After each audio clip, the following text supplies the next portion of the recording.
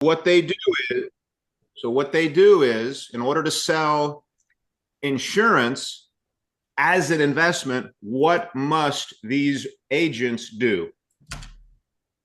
It has to be an index type of a product. Yeah, but what are they forced to do all the time throughout the Lie. presentation? Lie. Okay, I would say misrepresent the product, Yeah. or yeah, lie. Mhm. Yeah, deceive, half truths, confuse, and now guess who's getting in on the action? Law firms. Serious law firms are now saying, guess what? It's an opportunity for them. For any of you who have heard me for any length of time since IUL has been out, I want you, and you've heard me talk about IUL or us talk about IUL, train on IUL. Now I would like you to listen to these lawyers on this podcast. Mhm. I think it's a financial advisor interviewing a lawyer, and this is 10 minutes in. It's about, I don't know, this might be 40 minutes, but I only want to do 10 minutes. Mhm. Okay, to me, we have never had anything like this as credible. We can destroy the competition without this, but you really have to know what you're talking about in order to do it. Now, with this, what does it make our job? Easier. Easier. Easier. Easier. It's like Matthew, if you're in the Marines, maybe there's one guy one-on-one, you could maybe kill him with a knife, but would you rather have an AR? Oh, I'd much rather at a distance. Yeah, like your tools matter, right? 100%. Tools matter. So this is just a tool. And number one, it's a tool for your knowledge, okay, to help you understand that what we do is number one, Important. not important. Well, yes, important, but It's right. it's right. It's right. Who wants to be involved in something that, first of all, is right? Yeah. Is that important? Doing what's right. Yes. I'm not here if what we do isn't right. If IUL is right, guess what I'm selling? IUL. IUL. Okay, let's go. 9.5 minutes in.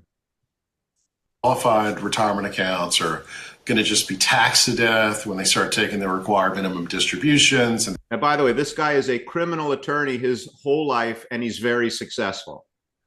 This guy right here. He's being interviewed by the financial guy who sells investments and financial plans. They scare them with volatility. And what really is insane is the financial advisors. I mean, they do everything but call themselves financial advisors. I see financial professional, wealth architect, retirement planner. I saw one the other day called himself a certified retirement fiduciary. I don't even know what that is. I mean, they make up the most outlandish names for themselves. And they meet with these folks and they figure out, most of middle America retail investors' wealth is tied up either in a home or their qualified retirement accounts. And they terrify them that their qualified retirement accounts are going to just be taxed to death when they start taking the required minimum distributions, and they scare them with volatility. And what really is insane is they say, well, you're paying these advisory fees. You need to come and push it in this IUL. And when I get the first year commission run and show it to the client, like, you left your $500,000 401k paying $3,500 a year in fees and transferred that to an insurance agent who made $200,000 commission. How does that make you feel? And usually they want to drive to the guy's office and take a baseball bat to the front door, but it's nuts. I mean, it is, I think, without hyperbole, I've been sounding this alarm for a while. I think it is one of the biggest financial ticking time bombs in the retail investor retirement space in this country. And I say that because I looked at, and like you, I track this stuff a lot. I mean, I've litigated over 400 of these cases now. And I know my numbers. My numbers aren't even 1% of the premium that's sold in IUL. Last year was like 3.8 billion in premium. I mean, I'm a mosquito flying around in a hurricane, and they have to deal with me, and they don't like me. but I'm not really any sort of existential threat to them. I'm just a cost of doing business. And so I do a lot of these to just try and educate people, because now all you see is like, and I'll just tell everybody, like, I'm a trial lawyer. I've been a trial lawyer for 30 years, super successful. Know a lot of rich trial lawyers. None of us have IULs. It's not some secret of the wealthy. It's not some secret of the rich. And no independent advisors do either, right? No, like I don't know no. a single RIA owner who has an IUL. And I think sometimes the hard part here is like, it isn't entirely bad, right? Like all of the permanent life insurance policies have a use case. It's so narrow. Like it's like, Yes. I have some clients who might need it for estate tax planning, right? And it's typically going to be whole life in there. You have certain people who are worried and they want a death benefit forever. And so they're potentially going to have, some type of index universal life policy that's only structured on death benefit. And that way it's going to be longer than term. But it's like, 0.1% of people might be a fit for permanent life insurance. But these insurance salesmen sell it to 100% of the people that they talk to. And so if you're middle America, right, and you can barely have an emergency fund and you can barely save, you can barely hit your 401k match, legitimately one of the worst things you possibly could do other than like go into credit card debt is put your money into one of these policies. Oh, it's catastrophic because, first of all, those first couple of years of fees and expenses and everything that gets pulled out of that premium, it takes about 10 or 12 years for that policy to even sort of right-side itself. And that is why, That's basically break even too. It's not even that you're like way ahead. Right. It's like you're just at break even. and I'll give you an example. What was stunning to me is I had the case I tried in Idaho last year when I got a $1.5 million verdict against Pacific Life. That was a 67-year-old woman. Her whole life had been built into this 4-unit apartment building she had in Idaho, which she managed herself, painted the walls, fixed the toilets. That was her retirement plan. She sold it. I think the deal was like a $1.6 million transaction. The real estate agent introduced her to his financial advisor friend, who was an insurance agent. He sold her his first IUL and said, "This is your retirement plan." She was not married, had no children. And her first $125,000 payment, $106,000 came out in fees and expenses. And she was supposed to start taking immediate policy loans to fund her retirement, like in year 3. And I got the internal documents in that case, and because they were trial exhibits and they were public, I can talk about them. That particular Pac Life product, their own sales material said, "Hey, this is for high net worth, white collar professionals who are already maxing out their retirement plans, want to contribute more, and don't take a policy loan until year 15. When this was illustrated at year 3. So, I'm like, guys, what are we doing here? This is nuts. And the sales agent had never seen any of this stuff because all they're taught how to do is sell it. They're not taught the mechanics of these products. They're not taught how they're built. They don't even know how the index crediting works. It's mind-boggling to me. And it's so sad too, right? Because I think this goes back to your whole point on like non-licensed professionals. Like they couldn't even, half of them don't even know Roth 401k exists. They talk about the tax issues of all the money coming out and you're like, you realize if you're worried and you'd much rather pay tax today to put an IUL, you could just use a Roth 401k or Roth IRA and be in a better position. But like, these are the stories I hear all the time. The fees are terrible. But then the other side is people don't understand on this infinite banking that it's a loan, right? Like this is a loan that you either pay back or it's going to reduce what is in the policy, right? You don't all of a sudden get to borrow everything against it and then get this large death benefit payout either. It's like all of these levers really go against each other. And people just hear infinite bank, take out as much money as you can, but you're borrowing against yourself, so it's okay. In the same way you borrow against your home, right? These insurance people don't talk about you could have a HELOC. You could have a margin loan against your investment account, right? There are tons of other ways to borrow against equity and value that you have in your life without having extreme insurance costs involved for somebody who doesn't even have somebody they need insurance for. Yeah, and it's so many things to touch on there. One is I got to tell you, half of my clients don't even understand they're in an insurance product. No, they think they're in some sort of super secret, boutique wealth chassis that only rich people, because this is what they're told. This is what the wealthy use, how to get rich. But like you said, be your own bank or infinite banking. You see that, oh my God, on TikTok every minute of the day. I've sued all these carriers. I've read their policies and procedures. They all say you can't use the words private pension fund, infinite banking, be your own banker. Do not call this that. Call it life insurance. And they call it anything but. It's the wild, wild west of misrepresentations out there. And they are, and I'll tell you, the flip side of it is like because I do so much of this, I've had insurance agents reach out to me and say, hey, I was recruited into a multi-level marketing firm. I think I've screwed up. Well, tell me what you mean. It's like, I've sold like 30 or 40 of these and I'm starting to look at it and I don't think they work. And I'm like, well, did anyone give you any training on options budgets or how the bond market is priced in the portfolio behind the indexing credits or he's like, dude, I was taught how to sell this thing. I've never even seen that stuff. I don't even know what you're talking about. That's literally what it is. You go there and all they train you on is what is the sales language, the training, the do it, how do you get referrals, and how do you figure out the most amount of dollars that can go into it. There's really no training on alternatives. There's no training on financial planning. There's no training on does this fit the right person. And then the other thing is like the thing that you sell on of like be your own bank, the loans, the last thing most people need is access to more loans, right? Like all of a sudden now you have loans, you lose your job, expenses go up, whatever. Like most people's largest issues happen because they take too much leverage. Leverage is a tool that's amazing for high income, high net worth people, right? Like you can do, long, short, direct indexing. You can borrow against your equity and, versus selling, great. Low income people, the last thing that you need is any leverage because you don't have the income, the surplus, the liquidity to handle when leverage goes wrong. That's right. I mean, I run a business, you run a business. I try not to use leverage, but we do because, it just depends on the ebb and flow of the business. But again, I run a business. I can game out how much income, how much revenue we're going to have, and I can use it wisely and smartly. If I'm 67 years old and I'm retired, the last thing in the world I need to be doing is borrowing money to fund my lifestyle because I have no opportunity to make that money back. I'm retired. And that's what really I think is borderline criminal is this whole sales force out there who's convincing retirees to reposition their qualified retirement accounts into an index universal life product.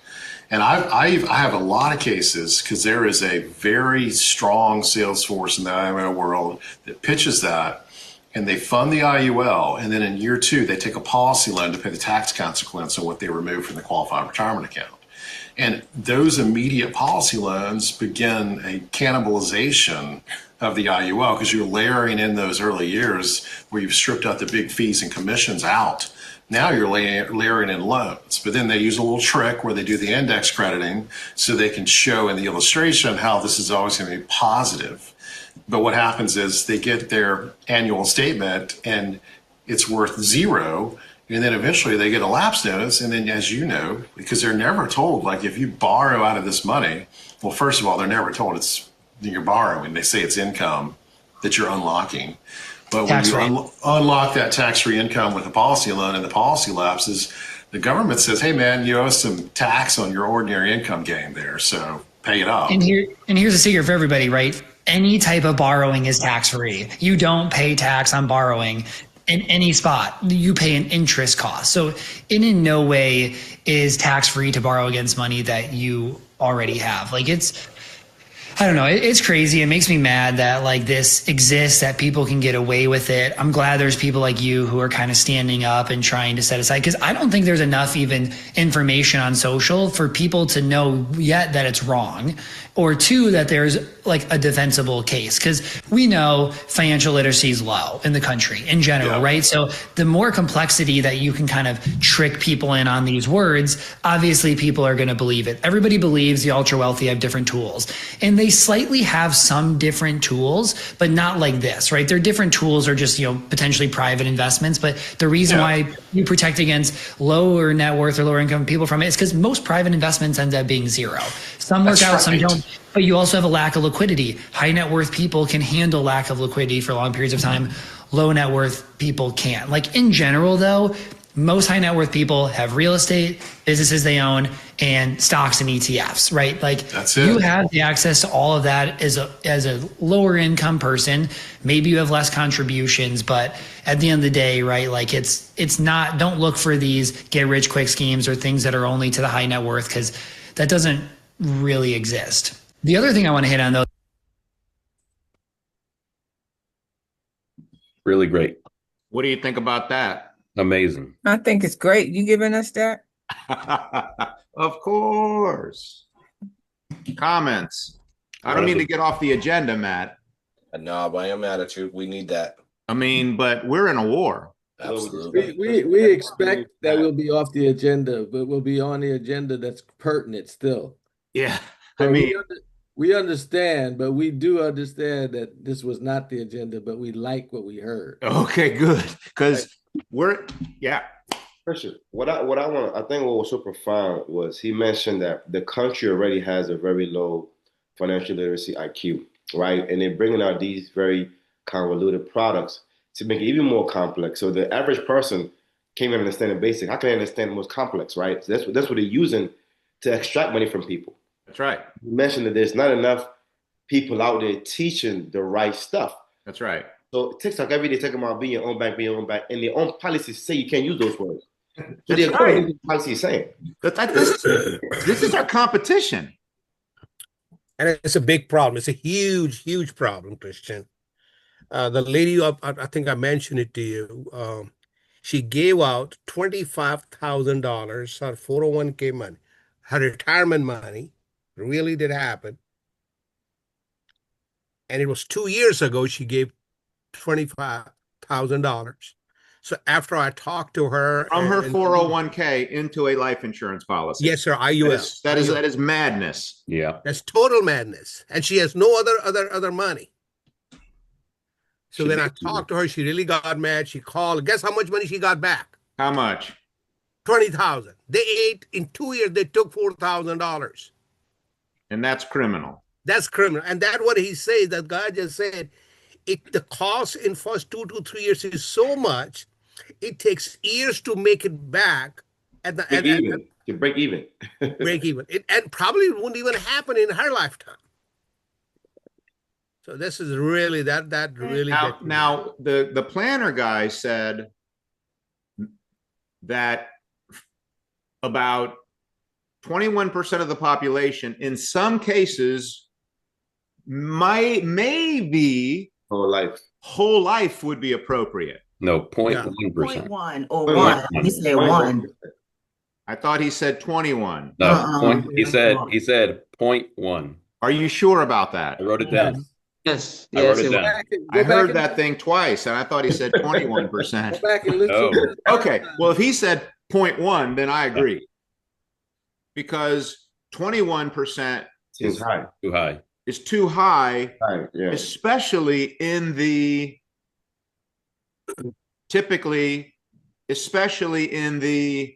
Alex, low network. Oh. the appointments you go on. That's right. Okay. 0%.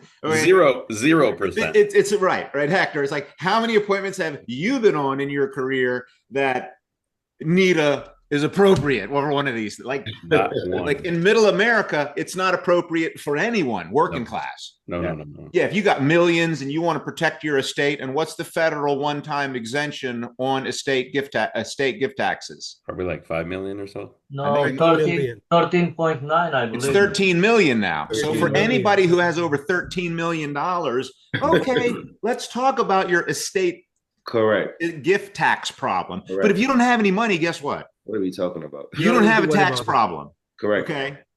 But Christian, the other thing too, right, is the words that they're using, right? Oh, That's this right. one person used this person. But the guy mentioned that there are very few strategies that a wealthy person will use outside of what is available. And all that's available, anybody else can use. Real estate, you can own your own business, you can buy into ETFs, and it's all there. But they use all these technical words like, oh, wealthy, the well-built. It's all lies. I love what they said, Prince, is that they make people who are financially ignorant or illiterate or uneducated think that the wealthy have some kind of magical Correct. opportunities that everybody doesn't have. And it's not true. Not true. The wealthy, which I have a lot of friends, they have real estate, they got stocks, they got bonds, they got assets. Assets, yeah. Okay, they got mutual funds. That's what they have. They don't get wealthy investing in their life insurance policies. Right. He said the only difference is how much they can contribute. Exactly. Which has a lot to do with how much money you have, right? Yeah. And liquidity too, right? Most people don't have a lot of liquidity. The wealthy do. Hey, when he said, but some people have access to private money, private equity, yeah, private equity, private investments, or initial public offerings, or where you have to be an accredited investor. So, yeah. Who has heard of the term accredited investor? You have to make. I have made 3 investments of 6 figures or more. I've made more than 3, but I've lost my ass on 3. No way. Yes. Really? Over 6 figure, over 3 times. Wow. Why? It's a high risk. Because it sounded so good, Hector. So good, yeah. I mean, we're getting in this things before anybody knows about it. We're going to do this, and we're going to get, and then so you fell in the same trap. Yes, but not insurance. This was I understand a company that people had raised 50 million to put in, and they, it's already. So anyway, there's a whole other world of private equity and private investors, but you have to be an accredited investor, and an accredited investor needs to meet financial requirements to even participate in that type of investment. You have to fill out applications to even put your money in. Correct. You have to have a certain net worth. And a certain amount of income. So if you're saying that's what's available to the rich, that you have to, the government says, we're not going to let people who have no money invest in these types of things, because most of these types of things don't work. You understand that most companies that are started don't make it. Yeah. They don't turn into a Fortune 1000 company. You understand that, right? Right. And if you lose your 6 figures, it's not your life savings. Exactly. Exactly. We knew we could lose it. So we were willing to risk it for the potential. 3 times and that's why every time someone comes to me with a great idea, no, thank you. No, thank you. No, we're good. We're good. I've seen this movie before. Yeah, Chris, thanks for sharing that though, because a lot of people eventually are going to run into that. Like you sharing that, like, hey, I'm a very smart guy, very successful, but yet I've lost my ass on some money. Most people wouldn't admit that, So thanks for sharing that. Yeah. No. I got a master's degree in this business by experience, good and bad. Yeah. Okay. That's how you learn. That's how you learn. Yeah. A lot of things you hear, but you don't know how important that lesson was until you're living it. Oh crap! I should have taken that advice. Yeah. That's why Warren Buffett said never. That's why Warren Buffett so wisely said, never, ever invest in something you don't understand. That's right. And all of these jokers are investing their money in a life insurance policy. They have no clue what they're buying. Right. But Christian, he also mentioned that the agents themselves don't have no clue what they're selling. Of course. So, like the black lady brown, That's obvious. The major issue is that most of those agents do not know what they're selling. And when you sit down, if you have the contract, correct, you go through it. The 2 guys I sat down with for the client that I was talking to, they couldn't comment on any of the things I was saying because it was true when I read the contract. Right. So they had to just sit there and just take it. And they're used to just talking to people who are ignorant. So they don't have, they just say yes because they make it sound so good. And how do they make it sound so good? By getting people afraid of 2 major things. Losing money. Taxes and the market. Taxes and That's right. in the market. They get them afraid of the market going down. That's they right. use fear as a tactic. Yeah. Yeah. And then they have people afraid of paying all these taxes at retirement. Correct. And people, the majority of Americans in retirement, Guess what is not their problem? Taxes. Taxes. Taxes not their problem. Guess what is their problem? Money. Giving enough money. Okay. So man. it's the reason I wanted to open up and share this with you, and because these are the types of things. Yeah. Or this is the not these are the types of things. This is the thing. Yeah. Mm-hmm. Yeah. This is the thing. That's right. That what? It's hurt a lot of people. Huh? It's hurt a lot of people. And it's interesting. You said, and this is maybe the difference between your philosophy, Prince, and Christian David's, or Alex Rivas's and mine. You ready for it? Mm-hmm. Yeah. Okay, because Prince said this is important to know because you're going to run into it. Mm-hmm. And remember when he said that? Mm-hmm. Remember, the mentor's goal is to get the mentee to act like the mentor. Get to mentee to think, speak, walk, talk like the mentor. Yes, absolutely. Okay, so when Prince said that, yeah, that's my thinking on that particular topic is different than Prince's. That never would have come out of my mouth. Never. Yeah. Something else would have come out of my mouth. What's that? We're supposed to be looking for them. Exactly. I am on a search and destroy mission. I'm not going to every now and then come across it in my stroll through life. No, I am on a active pursuit. Alex, you feel good about what we did? Yes. Do you see how a lot of people need it? Yes. Do you understand this IUL crime policy are being sold? It's the number one policy. Billions and billions and billions of people's premium. People are paying billions into these policies in new sales every year, not to mention all the old sales. You know how many people have these? I think most people. Right. Now, if your friends and family had these policies and they have no idea how they work, they have no idea they're so bad, do you think they deserve to know? Yes or no? They do. Okay. Now, if you don't tell them, if you don't share it with them, how are they going to know? Alex, you tell me. They're not going to know. They're not going to know. Okay. Now, if you had one of these policies and your cousin knew that it was a ripoff, but you don't know it's a ripoff because you think it's great, but your cousin, I'm over at your cousin's house, you got the policy. So I'm at the cousin's house explaining mutual funds and Roth IRA and compounding interest and buy term invested difference and debt stacking and having a financial house. And I'm explaining everything to your cousin. And you're over here thinking you're set and all you're doing is putting $500 a month in an IUL. You got nothing else. Now he knows you don't know.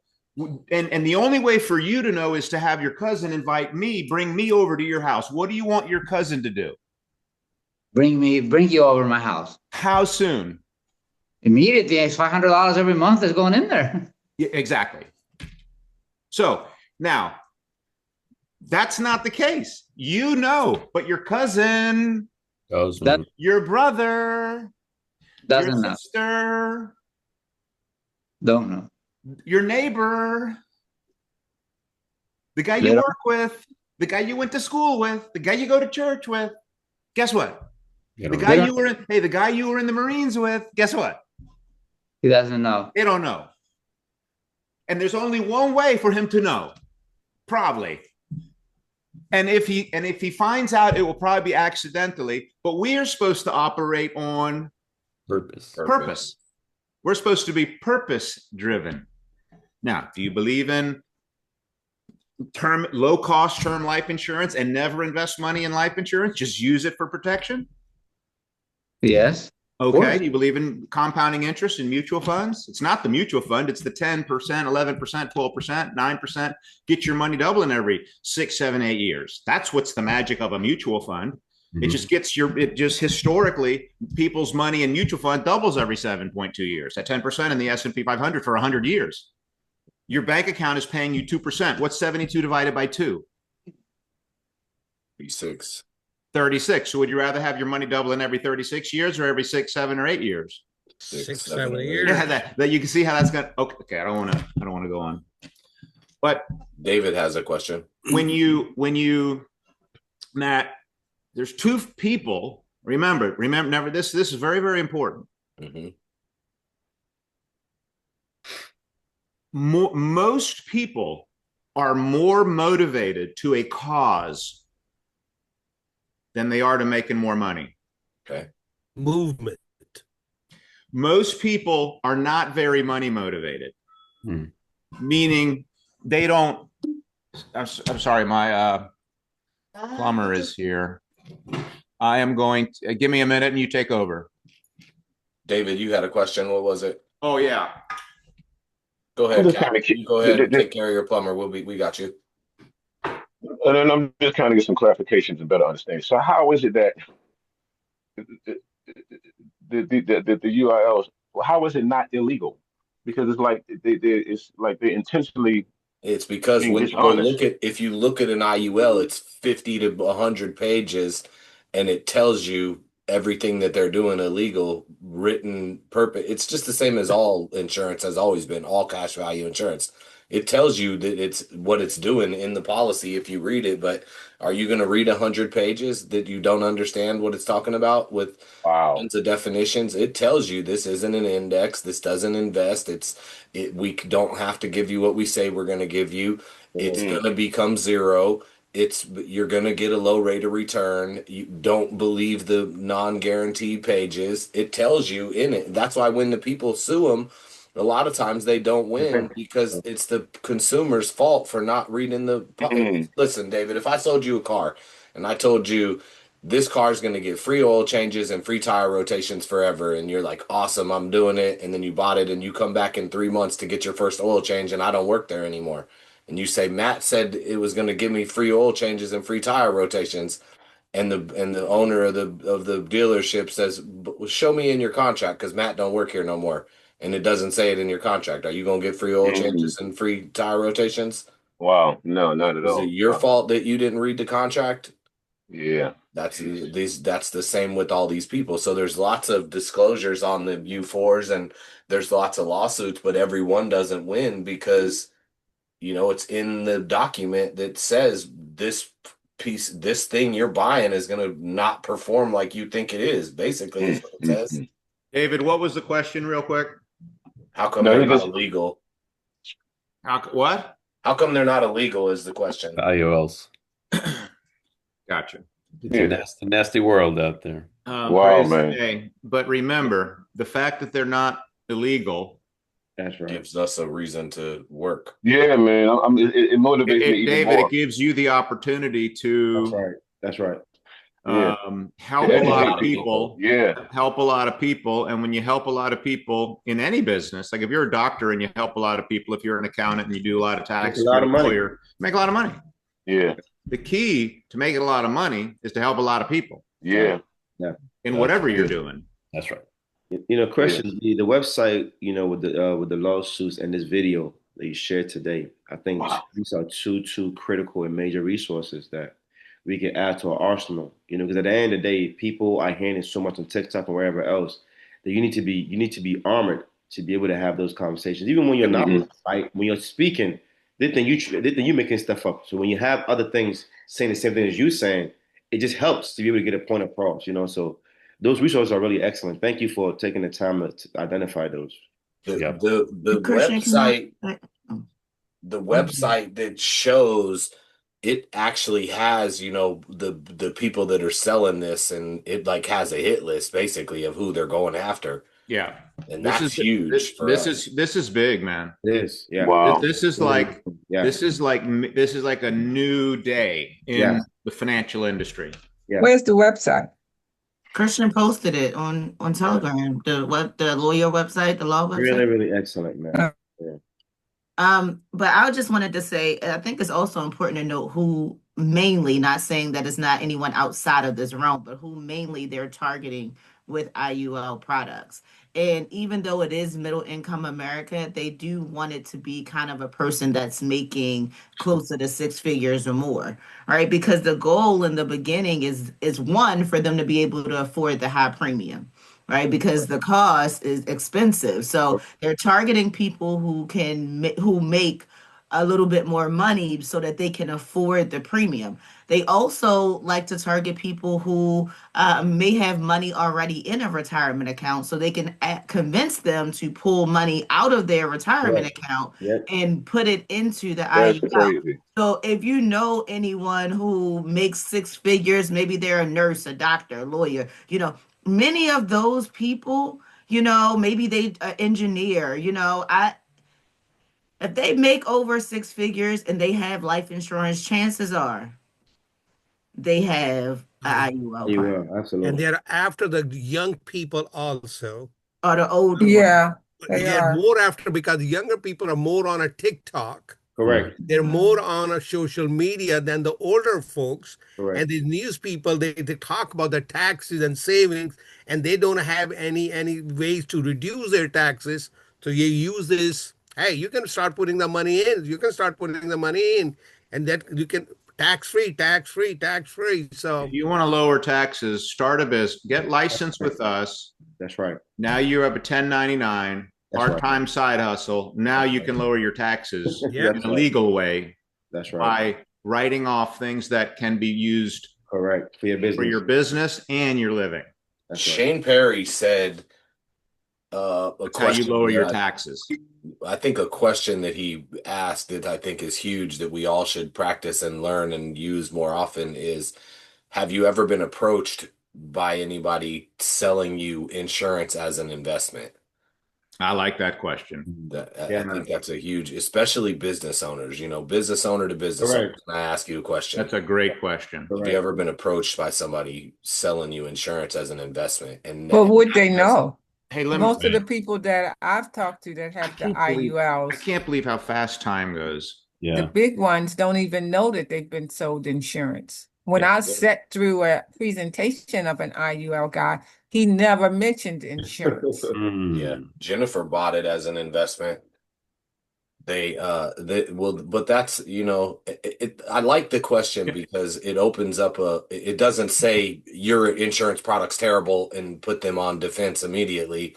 You never would say that. What's the question? Jennifer, do you have any questions since you owned the product? No, I just get angrier and angrier every time I watch everything. And I will say during training, I think something that got me was when they talk about the wealthy piece and how the wealthy have different avenues. I can't remember the book offhand, but they talk about the difference between the Vanderbilts and the Rockefellers. Yeah. And they talk about how the Rockefellers were able to keep their money because they had this like IUL infinite banking, where the Vanderbilts like split up their money and they didn't have it. And so that's why there's like no wealth left with them versus the Rockefellers. And so that was something that really got me. I'm like, oh, this is a tool that they have and they are using, and that's how you would have such wealth. That is such a pile of garbage. Yeah, the McDonald guy, Ray Kroc did that. I have to as coach, I have to I mention David Armstrong. Yes, sir. What are you doing? Oh, I'm sorry. I have the DJ event today, so I'm loading up I'm breaking down my equipment. I'm sorry. Gotcha. It's not about being sorry. I'm just trying to think, if I were you, what would I be doing now? Well, I'm just about done now, so I'm about to sit down and start. But could you get up earlier and do what you're doing? That's right. You know what I'm saying? Can you do it after our meeting? Now, listen, my name is Christian, and I love everyone, and I love you, and I love everyone. I want you to win. Right. And in order to win, if you're not winning, meaning what do I mean by not winning? You're not financially independent. I mean, if you're not making an extra $1,000 or $2,000 or $3,000 a month part-time in our business, you're not winning in our business. Can I get an amen? Amen. So if you're not winning, the way you learn how to win, step number one is what? For your notes. Show up. Show up and take notes. Find somebody that's winning. Be a good student. Mhm. So then you say, the question is, Frida, if goal number one is to win, I need to learn how to win. In order to learn how to win, I need to be a good student. What's the next question, Frida? I need to find somebody who's winning. No, okay. Here's the question. What does a good student do? Am I a good student? What are the attributes of the best students? What do they do? Taking great notes. They take notes. Pay attention. Okay. And they apply it. Right. In class, what's the students doing? I'm taking notes. Okay. Now, David, I'm violating every rule of people skills here, which is what? Criticizing public. It's about something. Criticizing in public. Yeah. But I want everyone to know I'm not criticizing David because I appreciate that he's here. That's right. David, I'm glad you are here. That's right. And you don't maybe know better because we've never had this conversation. Right. The reason I wanted to do it publicly is why? Learning moment. So all of you can learn how maybe one day when you're running a meeting and you got somebody, I don't have my glasses on and the tiles are small. I thought he was doing the dishes. He was like polishing something and he was standing, looked like over a sink without my glasses. I didn't put them on. So I thought, can you do your dishes some other time? In my mind. Okay. Now he wasn't doing dishes. He's getting ready for a gig. He's going on, make some money, help somebody at a gig or whatever. I got it. But the point is that if you want to win, you have to be a good student. What does a good student do? Pay attention. Take notes. And if they pay attention and take notes and then apply, what happens? Good things. Results. Your life changes. Yes. Then That's I how don't it have to keep works. breaking down the equipment to do DJ events no more. Right. What's that? Then I don't have to keep breaking down the equipment to do DJ events no more. There you go. Yeah. As we went to the country club last night, I saw the band hauling all their stuff in. Now on stage, they looked like they were having fun, but not in the parking lot carrying their crap in. Yeah. Okay. That's the worst part. Christian, Chris, can I make a comment? Yeah. Can we get Jennifer to respond to, or anybody on here, about have they used Chat GPT to check? Because I don't use it, but I want to. I mean, some of the questions that are put out there by the IUL people, what response does it come back with? I mean, it's on the website. It's on the website. The law firm that I put, all the arguments are there. And I have 2 pages in the business overview. By the way, in that, do I need to do an overview at 10? Yes. Possibly. Yes. I have 3 to 4 people confirmed. Okay. Because we got to be off this Zoom at 10. Yeah, Matilda's consistent. I can make you a breakout room also. Okay, perfect. I think this real quick is worth sharing. Let me show something real fast. This is the website. It's investorlawcenter.com, you guys. And everybody should get in here, and especially where it says IUL lawsuits here. It talks about the different lawsuits. It talks about the different companies that they're going after. I think this is huge. It's actually, naming the different companies, and then it goes into the specific insurance companies as well. So it's investorlawcenter.com. And I think everybody should get on there and go around with it and just at least know something about it. Yeah. So, Christian, on one of the meetings that we had on the planning committee with Hector, Gordon, and Denise, and the others, I had mentioned and suggested that since we know that this IUL is such a major issue, I think we should really spend a lot of time, maybe especially on Saturdays, training and breaking down these policies, because the more equipped we are, especially as new folks, the more we can do in the field. Because a lot of times people don't talk or approach because they lack confidence, they lack knowledge. Sometimes you can sit there and read, go on these websites and read, but when you're not breaking out actual policies, it's hard to comprehend or even feel confident in having those conversations. So I really recommend us taking some time to just break policies down every weekend. So the more we see it, the more people get comfortable. This is my suggestion. I agree, and I think it's important. I agree 100%. I think that seeing how garbage they are, everybody getting to see, the different details about how bad they are is going to give everybody the knowledge. Yeah, and the the confidence. courage, right? Because we got to go out and find these. We really got to go help people because, like he was saying, your buddy in the Marines, your doctor friend, Prince, the guy that works in the office next to you has one of these, bro. Yeah, it's your job to expose them and let them know that this isn't going to get them where they want to be. Yeah, Matthew, can I make a comment? So there's a lady that I was speaking with. See, this is the situation. She was able to tell me she was paying $1,000 a month, but then she's got cancer. Because she didn't have the right policy, she can't get to the best doctors, the best medical, and she's in so much pain. I mean, every time you speak to her, she is in so much pain. So we know the consequences. You can have a policy. She's a nurse, so that's why she could pay 1,000. But then she can't help her when she's in such a bad medical condition. Very, very, very sad. That's terrible. Yeah, Matilda, it's not designed for you to go to. It's not a PPO kind of a thing that you can go to a doctor. That's not what is designed. Yeah, but that's what is being told. You're right about that. You're right about that. It's sold as a medical benefit. Medical benefit. Yeah, but it's not a PPO that Living you can go benefit. to Kaiser Permanente or any doctor you want to. No. It doesn't work that way. The other thing that they're starting to do is they're starting to offer term insurance with living benefits. Yep. So I think this is we have to start looking at that because it's coming. We're going to have to be dealing with that. Because that's your response to what we do, right? Yep. It's basically they're using this as their investment vehicle. Here, we'll get them term insurance, so they have term insurance, and then we'll put them in this for their investment, and you're guaranteed not to lose. The market, if the market goes down, you don't lose. So is the term with the living benefits different than the IUL? I thought it was the IUL. I think it's a different. No, it's a term insurance. I'm going to try to get a policy. I had to sit down with one of these people, and we should have some policies, or somebody's got some policies.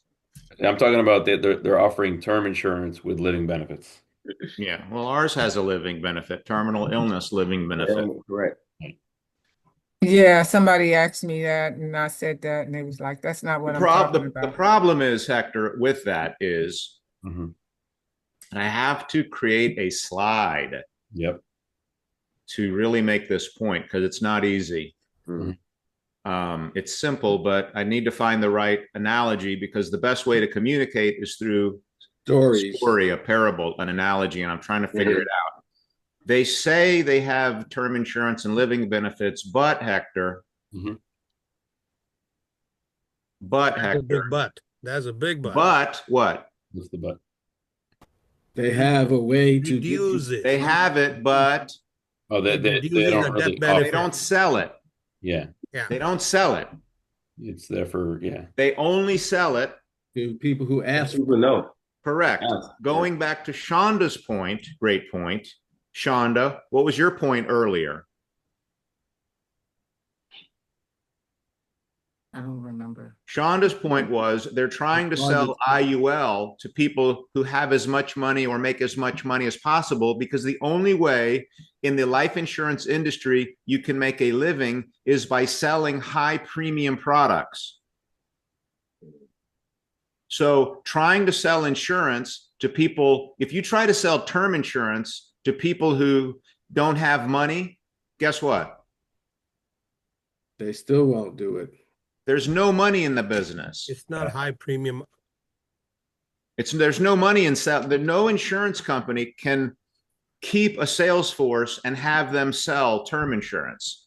So that's why. Why? Because it's not the premiums aren't high enough. And so if it's not high enough, what does that mean? They can't pay. Very important. Huh? Profits are low profit. The insurance company can't make money, and the agents can't. And the agents can't make money.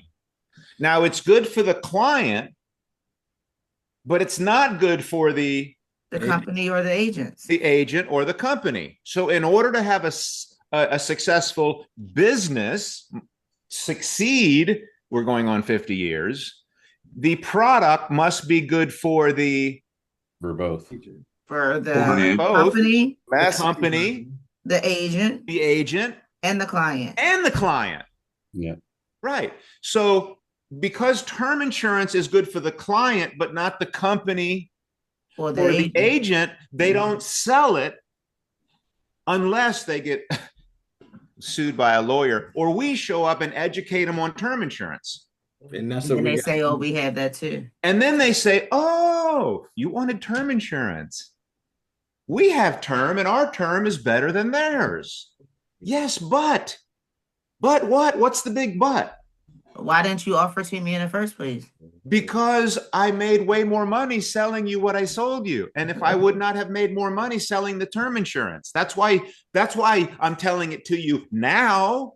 Mm-hmm. Yeah, don't tell you that. No. Yeah, they're definitely not going to say that. But that's why. Oh, we know. I know you know, but the world doesn't know. And we need to get them to know. And most people here don't know that this company, agent, client, that in order to have a successful business, everybody's got to win or you don't have a business. Mm-hmm. So if they went and tried to do what we do, sell term insurance every time, they are broke. Out of business. Why are they out of business? Because the agents wouldn't sell it. They quit. They can't make a living selling it, so they're out. And if they sold term insurance, if the manufacturer, the insurance company, sold term insurance only, what would happen to them? They would be insolvent. Their premium income would drop 80%, so their income would drop to the company. Yeah, but would the expenses? No. So their premium income would go up. The death benefit, their liability when people die goes up. Their premium income goes down. The death benefit liability goes up. Their expenses stay the same. And then they're going to have to take out all the money out of the cash value bonds, out of the stocks, out of their real estate holdings. They're not going to be able to make money doing investing with the options trading. They're not going to be able to make money doing options, which is a sophisticated way to make money, betting on stocks to lose to make money. Okay. They're not going to have any money to do options with. They're not going to have any money in bonds to make money with. Okay. So they become insolvent. It's like if everybody who has money in your bank shows up at the bank saying, give me all my money, the bank, guess what? With the fractional reserve banking, the money is not there. It's not in the bank. No. Maybe 10% is in the bank. 90% is out. So if everybody wanted the money out of the bank would go out of business, become insolvent. So the insurance companies are locked into selling a flawed product. The agents can't make a living doing what we do, selling term insurance. If they did sell term insurance, the client would win, the agents and companies wouldn't. So if they they can't sell term insurance, so they must sell what they're selling, cash value. And now the legal industry's at. We've been after them for 47 years. Now guess who they got after them? The lawyers. Like never before. And now because of social media, in the internet, the age we are in, you have all these people on TikTok and Instagram and Facebook that are what they're so-called fiduciary retirement. What's the word? Influencers. They're like, oh, they're an influencer. But in the 80s, 90s, there was no influencers. That was not a thing. It's a huge problem. That's a thing now. Yeah. But an influencer and these so-called influencers, what they really are is con artists. Con artists. 10 o'clock. Christian, it is 10 o'clock, but I'm just asking for some people who are newer and may not understand, because you keep on saying they can't do what we do. So maybe it would be important to explain, how can we do it? Like, why is it that every other company cannot do what it is that we do? That is a fantastic question, and I'm very glad you asked. Yeah. But it's 10 o'clock and I don't have time to answer it because it's time for the overview. Right. So maybe next time. What time is it? It's 10 10 o'clock. 10 o'clock. Wait, is anybody here for the overview? Look like Ethan here, I have no problem Can you get on continuing. camera, I have no Ethan? problem continuing and answering that question since you asked it. But if somebody's here for the first time, that's like that's not class 1. That's class like maybe 5. Okay. Or maybe 3, but not class 1. Yeah. Ethan, are you able to get on camera? Great training, by the way. What do you think about that, Gordon? Really, like you being a 65 and